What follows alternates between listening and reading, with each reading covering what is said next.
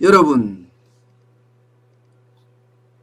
문재인 정부가 재난지원금을 또 뿌리기로 했잖아요. 5차 재난지원금 말입니다. 그 기준이 소득 하위 80%였습니다. 소득 하위 80%면 1인 가구 같은 경우는 329만원, 월급이 329만원을 받으면 이게 소득 하위 80% 기준에 부합한다. 이렇게 이야기하는 거고요. 2인 가구는 556만원 이하, 3인 가구는 717만원 이하, 4인 가구는 878만원 이하, 5인 가구는 1036만원 이하고요. 6인 가구는 1193만원 이하. 이렇게 정해지는 듯 보였습니다. 정해지는 듯. 게다가 예외 기준은요. 집을 20억짜리 집을 가지고 있으면 못 받고요. 금융소득이 2천만 원이 넘으면 못 받는다. 뭐 이런 기준까지도 세워서 그야말로 갈라치기에 표본처럼 만들었죠. 부자들은 가라. 나는 80%에게만 돈 뿌리겠다. 80%는 나를 찍어달라 하는 식의 소득 하위 80% 기준이 됐던 겁니다. 그런데 이게 논란이 되고 있는 거예요. 이게 소득 하위 80%라는 기준이 도대체 뭐냐? 이게 논란의 시작이었습니다. 소득 하위 80%라는 기준이 있나요, 여러분? 저는 소득 하위 80%라는 기준이 뭔지를 잘 모르겠어요. 이게 결국은 소득 하위 80%라는 게 뭐예요? 홍남기 경제부총리 자존심 세워준 건가요? 전국민 재난지원금 안 된다 이렇게 목리를 부리니까 그러면 어떻게 할래? 그랬더니 소득 하위 70%까지 주자. 홍남기 경제부총리는 이렇게 이야기했습니다. 그랬더니 더불어민주당에서는 아니야 80%까지만 가자. 그래서 80%까지 지원하는 걸로 결정이 난 거예요. 그러면 지원 기준의 근거가 정치적이란 뜻이잖아요. 정치적. 이게 80%가 재난지원금을 받아야 되는 당위성을 설명하기보다는 정치적 의사결정, 쉽게 말하면 갈라치기의 명수, 적폐 세력이 어디까지인지를 지금 보여준 것, 그게 아니겠습니까? 적폐 세력은 상위 20%가 적폐 세력이다. 이렇게 저는 결정했다. 이렇게 보이기밖에 안 합니다. 문제는 여러분, 문제는 이 80%라는 잣대가 어디서 나왔느냐, 그 당위성이 있느냐, 형평성이 있느냐, 이런 논란도 시작이 됐지만 더 또 심각하게 시작이 되는 것은 바로 경계자입니다. 경계자. 소위 소득 하위 80%, 딱 80% 되는 사람, 사실 80.1%는 받지 못하거든요. 이 80.1%가 경계자라는 이야기예요. 80.1%가 말입니다. 그러면 4인 가족 기준이라면 지금 정부가 이야기한 대로 하면 25만 원씩 지급하니까 100만 원을 지급하죠. 그러면 80.1%에 있는 사람은 못 받는다는 이야기예요. 80%는 받는데 결국은요.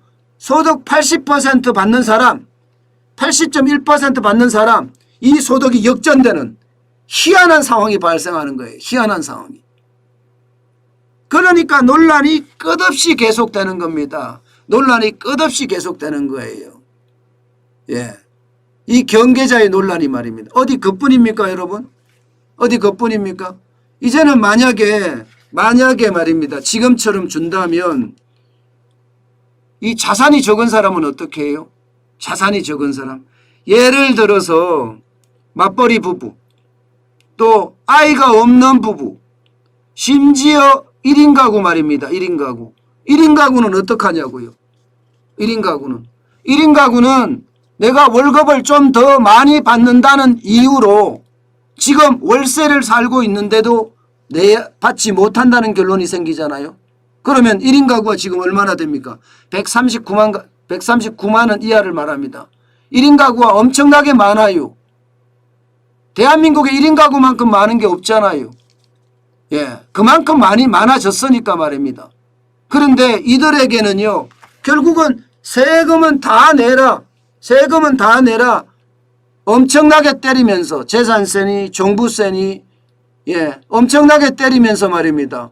받는 거는 월급 많이 받는다는 이유로 전세를 살아도 월세를 살아도 내야 된다는 사실, 그게 오히려 지금 논란의 불씨가 계속되고 있는 겁니다.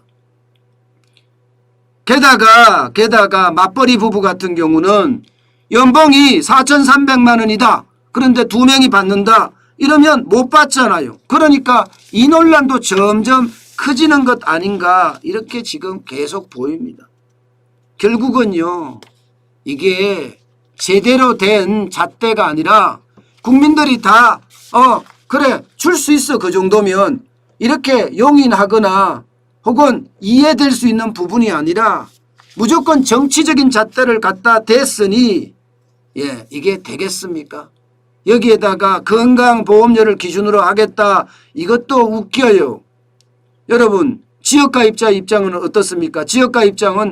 가입자들은 소득이나 자산을 모두 반영해서 지역가입자들은 건강보험료를 냅니다. 그러다 보니까 불리한 측면도 있고요. 또한 예, 주식이나 채권, 보험, 회원권, 자동차 이런 것들은 자산에 어떻게 구분할지 이런 것도 안 돼 있거든요. 그러니까 더 큰 문제가 발생될 수 있다 이런 얘기입니다. 반면에 예, 자영업자들 혹은 예, 지역가입자들이 덜 낸다, 덜 내는데 받는다 이런 형평성 논란도 이루어지고요. 문제는 지금 재난지원금을 벌써 5번째 주잖아. 이번에 주면요. 5번째 주는데도 도대체 소득이나 자산에 대한 파악을 제대로 못하고 있습니다. 예, 전산 시스템을 가지고 있으면서도 제대로 소득이나 자산을 파악하지 못하고 있어요. 그런 인프라가 제대로 구축되지 않았습니다. 그러다 보니까 이런 논란이 계속되고 예, 문재인 정부의 어떤 정치적인 이념적인 정책 노선이 또 한 번의 불씨를 이렇게 붙이고 있다 이렇게 이야기할 수가 있습니다. 결국은 선거의식에서 예, 표심에 따라서 만들다 보니까 고무줄 지원금으로 되는 것 아니냐 이렇게 보입니다. 그런데요, 이게 앞으로 또 바뀔 가능성도 굉장히 큽니다. 어떻게 바뀔 거냐? 지금 더불어민주당 정책위의장인 박안주 의원이 지금처럼 소득 하위 80%로 할지 조금 더 올려서 90%로 할지 다양한 논의가 나올 거라 예측한다. 이게 또 무슨 뚱딴지 같은 소리입니까? 결국은 여러분, 정부하고 합의를 소득 하위 80%로 봤지만 이거 국회 논의 과정에서 틀려진다는 이야기잖아요. 예, 국회 논의 과정에서 틀려진다는 이야기예요. 결국은요, 이들의 정치 노름, 표값을 매수하고 예, 표심을 매수하고 민심을 매수하는 것은 도대체 언제까지 어디까지 갈지 참 대한민국의 미래가 걱정이 됩니다. 예, 제대로 된 정치, 국민을 위한 정치, 국가를 위한 정치를 해야지 자기를 위한 정치, 예, 권력을 위한 정치, 심지어는 국가까지 사유화시키면서 이들이 하는 행동 참 안타깝다 못해 불쌍합니다. 권력이 뭐라고 저렇게 집착을 하는지. 권력은 양날의 칼날입니다. 언제든지 내 손이 베일 수 있다는 것도 감안을 해야 되는데 예, 뭐 언제까지 권력을 쥘 수 있다고 생각하는 저들의 생각 참 부끄럽고 안타깝습니다. 네.